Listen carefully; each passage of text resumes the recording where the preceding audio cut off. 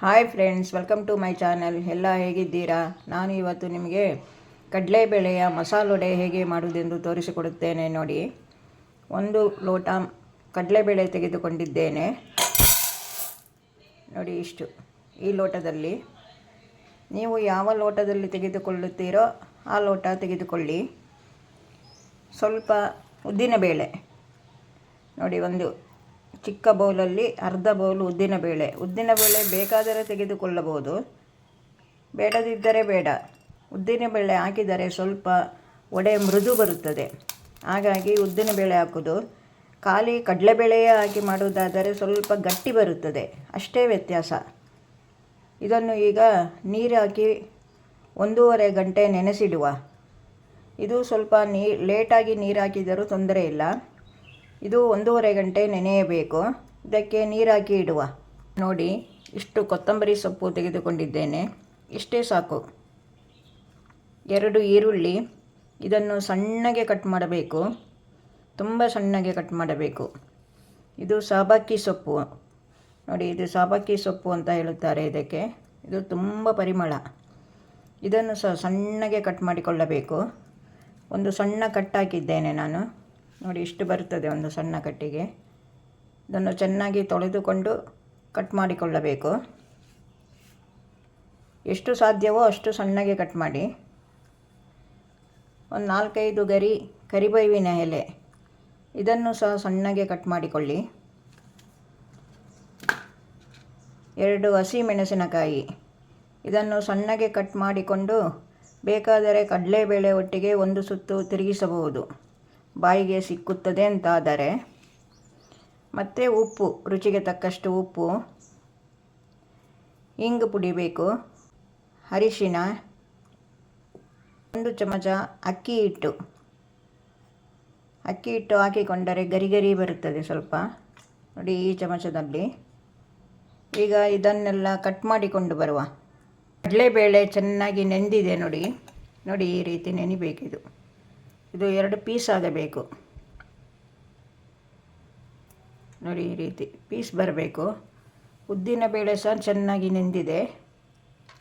ಈಗ ಇದನ್ನು ಮಿಕ್ಸಿ ಜಾರಿಗೆ ಹಾಕಿಕೊಳ್ಳುವ. ನೋಡಿ, ಈ ರೀತಿ. ಮೊದಲು ಕಡಲೆಬೇಳೆಯನ್ನು ರುಬ್ಬಿಕೊಳ್ಳುವ.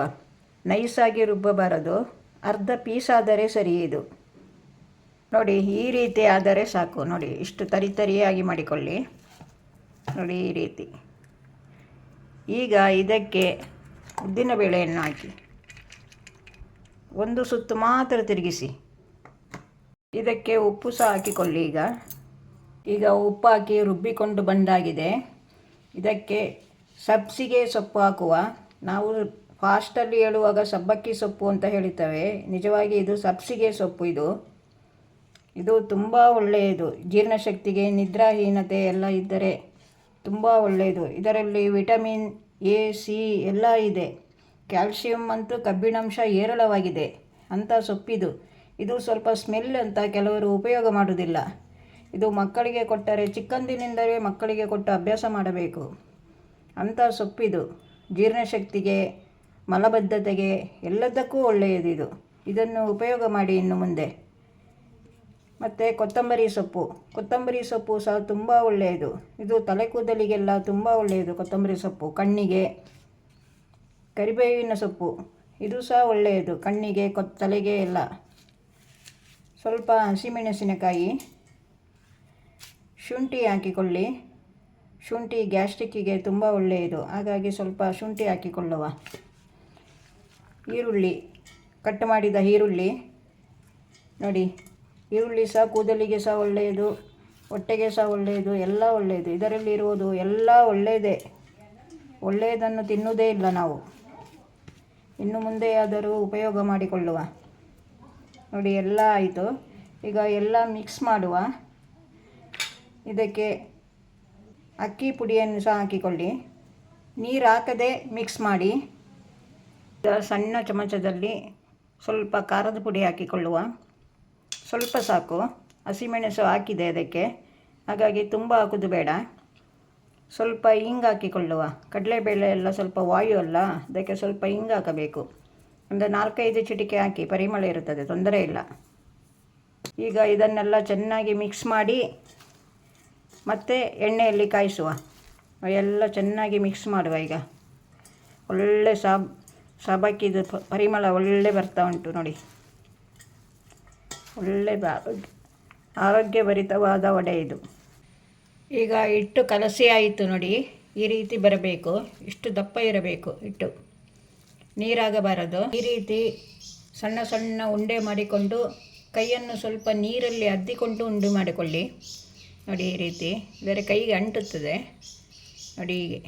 ಹೀಗೆ ಸ್ವಲ್ಪ ಪ್ರೆಸ್ ಮಾಡಿದರೆ ಸಾಕು ನೋಡಿ. ಹೀಗೆ ನೀವು ಇಲ್ಲಿ ಇಡಬೇಕಂತಿಲ್ಲ, ನಾನು ನಿಮಗೆ ತೋರಿಸಲಿಕ್ಕೆ ಇಲ್ಲಿ ಇಟ್ಟಿದ್ದೇನೆ. ನೀವು ಡೈರೆಕ್ಟ್ ಎಣ್ಣೆಗೆ ಬಿಡಿ ನೋಡಿ. ಹೀಗೆ ಉಂಡೆ ಮಾಡಿಕೊಳ್ಳಿ.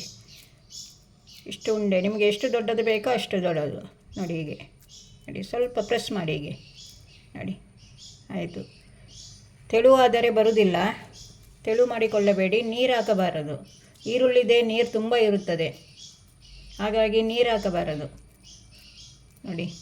ಸೊಪ್ಪಲ್ಲಿ ಸ್ವಲ್ಪ ಗ್ರೈಂಡ್ ಮಾಡುವಾಗೆಲ್ಲ ನೀರು ಬಿಡುತ್ತದಲ್ಲ, ಸೊಪ್ಪಲ್ಲೆಲ್ಲ ನೀರು ಇರುತ್ತದೆ ನೋಡಿ. ಈ ರೀತಿ ಮಾಡಿಕೊಳ್ಳಿ. ಈಗ ಬಾಣಲಿ ಬಿಸಿಯಾಗಿದೆ, ಎಣ್ಣೆ ಹಾಕಿಕೊಳ್ಳುವ. ಈಗ ಎಣ್ಣೆ ಚೆನ್ನಾಗಿ ಕಾದಿದೆ. ಒಂದೊಂದೇ ತೆಗೆದುಕೊಂಡು ಮೆಲ್ಲ ಬಿಡಿ. ಎಣ್ಣೆಗೆ ಬಿಡುವಾಗ ಹುಷಾರು. ಇದು ತಟ್ಟುವಾಗ ನಡು ದಪ್ಪವಿರಬೇಕು, ಬದಿ ಮಾತ್ರ ತೆಳ್ಳಗೆ ಬರಬೇಕು ನೋಡಿ. ಈ ರೀತಿ ವಡೆ ಮುಳುಗುವಷ್ಟು ಎಣ್ಣೆ ಇಡಬೇಕು, ಬೀಸಬೇಡಿ, ಹಾಗೇ ಇರಲಿ. ಈಗ ಒಂದೊಂದಾಗಿ ತೆಗೆಯುವ. ಬೆಂದಿದೆ ನೋಡಿ. ಈ ಕಲರ್ ನೋಡಿ, ಹೀಗೆ ಬರಬೇಕು ನೋಡಿ.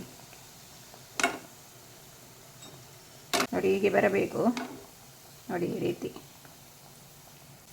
ತುಂಬ ಕಾಯಿಸಿದರೆ ಕಪ್ಪಾಗುತ್ತದೆ. ಸೊಪ್ಪಲ್ವ ಅದು, ಬೇಗ ಕಾಯುತ್ತದೆ ಅದು ನೋಡಿ. ಈ ರೀತಿ ಇದು ತಿನ್ನಲು ತುಂಬ ರುಚಿಯಾಗಿರುತ್ತದೆ. ಇದು ಒಮ್ಮೆ ಮಾಡಿಕೊಳ್ಳಿ ನೋಡಿ. ಎಷ್ಟು ಹಸಿರಾಗಿದೆ. ಸೊಪ್ಪುಗಳ ಪರಿಮಳ ಮೂಗಿಗೆ ಹೊಡೆಯುತ್ತಾ ಇದೆ. ಅಷ್ಟು ಚೆನ್ನಾಗಿ ಬಂದಿದೆ ನೋಡಿ. ಮನೆಯಲ್ಲಿ ಕಡಲೆಬೇಳೆ ಸೊಪ್ಪುಗಳಿದ್ದರೆ ಇಲ್ವಾ? ಸೊಪ್ಪೇನು, ಈಗ ಅಂಗಡಿಯಲ್ಲಿ ಬೇಕಾದ ಸೊಪ್ಪು ಸಿಗುತ್ತದೆ. ಈಗ ಎಷ್ಟು ಬೇಕಾದರೂ ಮಾಡಿಕೊಂಡು ತಿನ್ನಬಹುದು ಮನೆಯಲ್ಲಿ. ಖಾರ ಎಷ್ಟು ಬೇಕಾದರೂ ಹಾಕಿಕೊಳ್ಳಿ. ನಿಮಗೆ ಅವರವರಿಗೆ ಬೇಕಾದಷ್ಟು ಖಾರ ಹಾಕಿಕೊಳ್ಳಬಹುದು ನೋಡಿ. ಈ ರೀತಿ ತುಂಬ ರುಚಿಯಾಗಿರ್ತದೆ, ಕರ್ಕುರು ಅಂತೇಳಿ ನೋಡಿ. ಒಂದು ಲೋಟಕ್ಕೆ ಎಷ್ಟು ವಡೆಗಳಾಗಿದೆ ನೋಡಿ. ಈ ರೀತಿ ಮಾಡಿಕೊಳ್ಳಬೇಕು. ಇದು ಕಾಫಿ ಒಟ್ಟಿಗೆ, ಟೀ ಒಟ್ಟಿಗೆ ತಿನ್ನಲು ತುಂಬ ಚೆನ್ನಾಗಿರುತ್ತದೆ. ಸಬ್ಸಿಗೆ ಸೊಪ್ಪಿದು ಪರಿಮಳ ಹೊಡೆಯುತ್ತಿದೆ. ಓಕೆ ಫ್ರೆಂಡ್ಸ್, ನಿಮಗೆ ಇಷ್ಟವಾದರೆ ಲೈಕ್ ಮಾಡಿ, ಸಬ್ಸ್ಕ್ರೈಬ್ ಮಾಡಿ, ಶೇರ್ ಮಾಡಿ. ಇನ್ನೊಂದು ವಿಡಿಯೋದಲ್ಲಿ ಸಿಗುತ್ತೇನೆ. ಬಾಯ್.